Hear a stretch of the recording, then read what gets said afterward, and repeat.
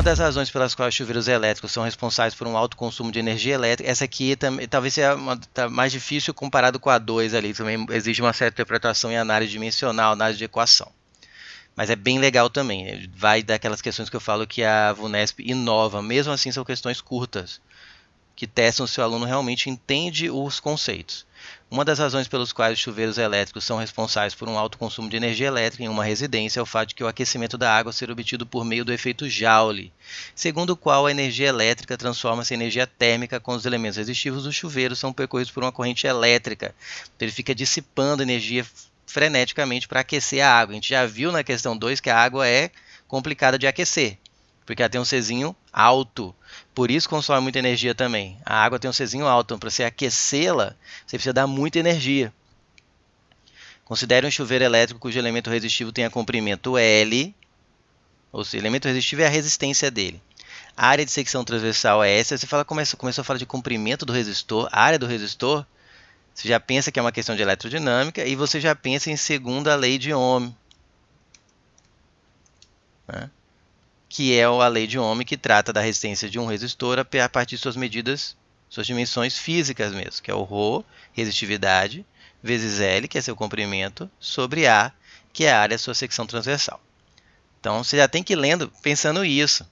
Pega essa dica. Só que aqui, em vez de chamar de área, chamou de S. Tudo bem.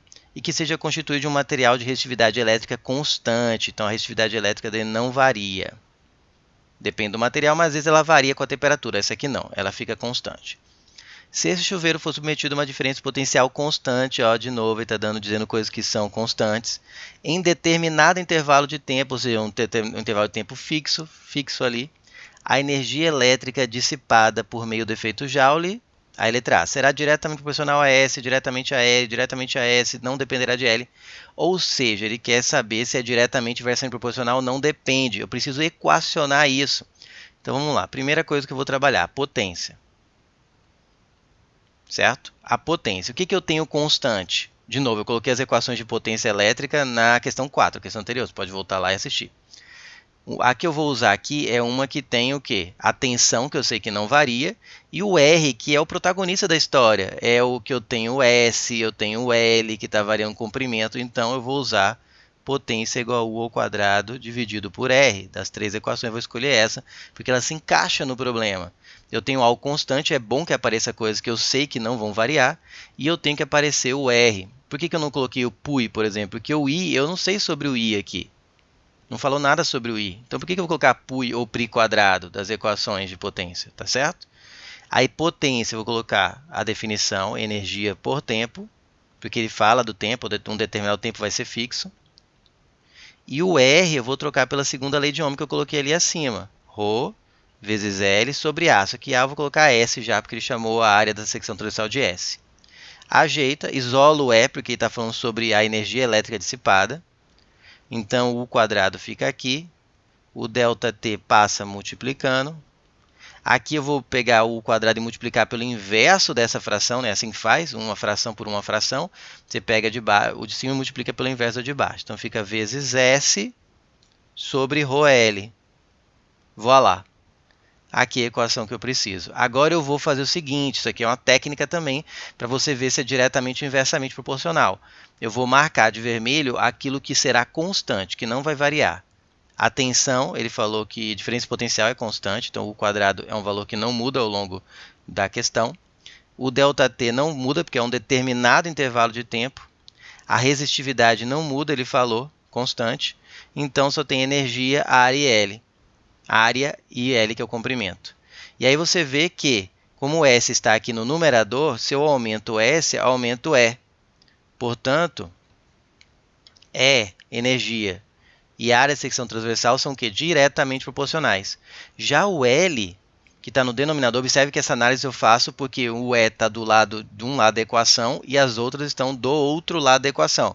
Então eu posso dizer que quando as duas estão em cima são diretamente, como uma está em cima e outra embaixo são inversamente.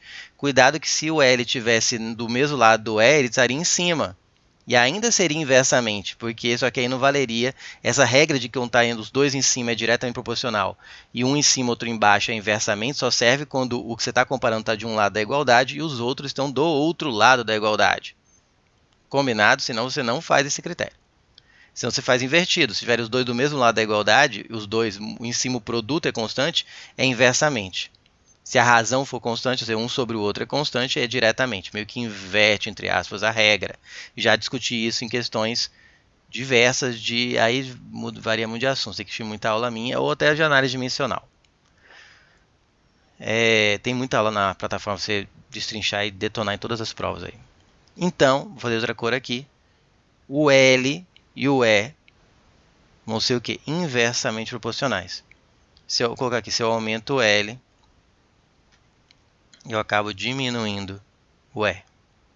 Então eu tenho que pegar a questão de falar que a energia é diretamente proporcional ao S e inversamente proporcional ao L. Vamos ver? Será diretamente proporcional a S, ok, e diretamente proporcional a L? Não, inversamente, fora. Será diretamente proporcional a S e não dependerá de L? Não depende, está aqui na equação. Será diretamente proporcional a S e inversamente proporcional a L, perfeito. Vamos ver as outras? Não dependerá de S, fora. Será inversamente proporcional a S? Não, diretamente, fora.